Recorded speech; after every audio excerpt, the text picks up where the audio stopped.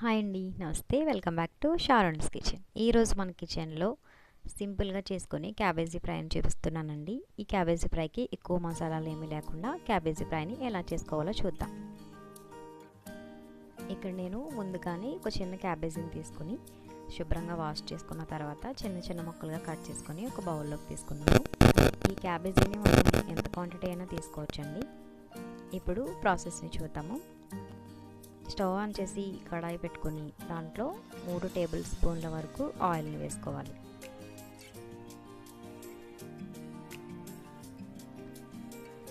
ఇలా 3 టేబుల్ స్పూన్ల ఆయిల్ని వేసుకున్న తర్వాత దీంట్లోకి తాలింపు గింజల్ని వేసుకుందాము.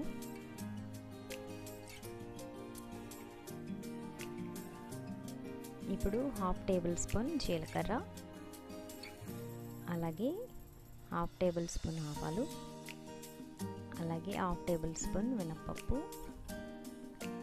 1/2 టేబుల్ స్పూన్ పచ్చిశనగపప్పుని వేసుకుని అలాగే 2 ఎండుమిర్చిని ఇలా తుంచుకొని వేసుకుని ఇవి కొద్దిగా దోరగా ఫ్రై అయ్యే వరకు వేయించుకోవాలి.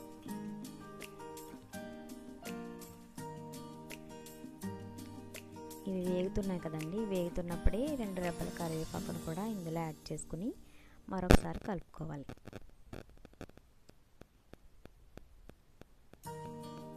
ఇప్పుడు మనం ముందుగానే కట్ చేసి పెట్టుకున్న క్యాబేజీ ముక్కల్ని ఇందులో యాడ్ చేసుకోవాలండి. ఇప్పుడు క్యాబేజీ ముక్కల్ని ఇందులో వేసుకున్న తర్వాత బాగా కలుపుకోవాలండి. దీనిలాగా తిప్పుతూ బాగా కలుపుకోవాలి. ఇలా కలుపుకున్న తర్వాత దీని మీద మూత పెట్టి ఒక 2-3 నిమిషాల పాటు బాగా మగ్గించుకోవాలి. ఇప్పుడు మరలా మూత తీసుకుని ఇందులో మనకు రుచికి సరిపడా ఉప్పుని వేసుకుని ఒకసారి మరలా బాగా కలుపుకోవాలి.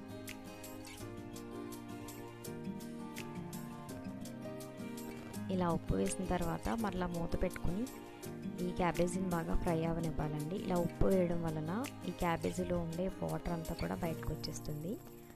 మనం ఇందులో ఎక్స్ట్రాగా ఇంకా వాటర్ ఏమీ యాడ్ చేయమండి. ఈ క్యాబేజీలోంచి వచ్చే వాటర్ని బట్టి మనకి క్యాబేజీ అనేది ఫ్రై అయిపోతుంది అనమాట. ఇప్పుడు దీంట్లోకి కొంచెం పసుపుని యాడ్ చేసుకొని మరొకసారి ఇదంతా కలుపుకోవాలి.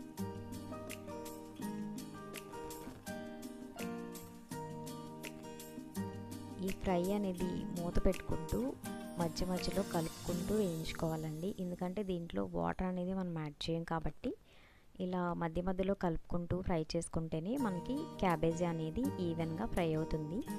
ఇలా మూత పెట్టి అలానే ఉంచేస్తే కనుక మనకి క్యాబేజీ ఫ్రై అనేది మాడిపోతుందండి. సో ఇలా మూత పెట్టుకుంటూ మధ్య మధ్యలో కలుపుకుంటూ వేయించుకోవాలి.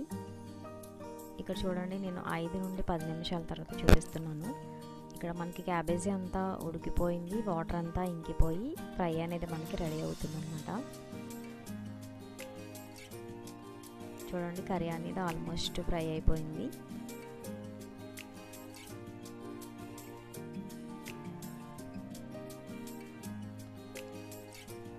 చూడండి, ఇక్కడ చిన్నగా ఒక ముక్కని ఇలా గరిటెతో తుంచి చూస్తే క్యాబేజీ అనేది ఫ్రై అయిపోయినట్టు తెలుస్తుంది.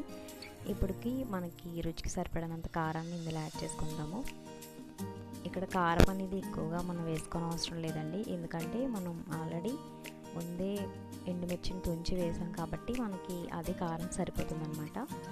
ఇంకా మనం కారాన్ని ఏమి యాడ్ చేయకూడదు. ఇలా కారం కొంచెం యాడ్ చేసిన తర్వాత ఒక నిమిషం పాటు ఫ్రై చేసుకొని స్టవ్ ఆఫ్ చేసుకొని సర్వ్ చేసుకోవడమే. అంతేనండి, ఎంతో టేస్టీగా ఉండి క్యాబేజీ ఫ్రై రెడీ అయిపోయింది కదా. మీరు కనుక మన ఛానల్ ఫస్ట్ టైం చూస్తే లైక్ చేయండి, సబ్స్క్రైబ్ చేయండి. ఈ వీడియో కనుక నచ్చితే ఫ్రెండ్స్ అండ్ రిలేటివ్స్ షేర్ చేయండి. Thanks for watching.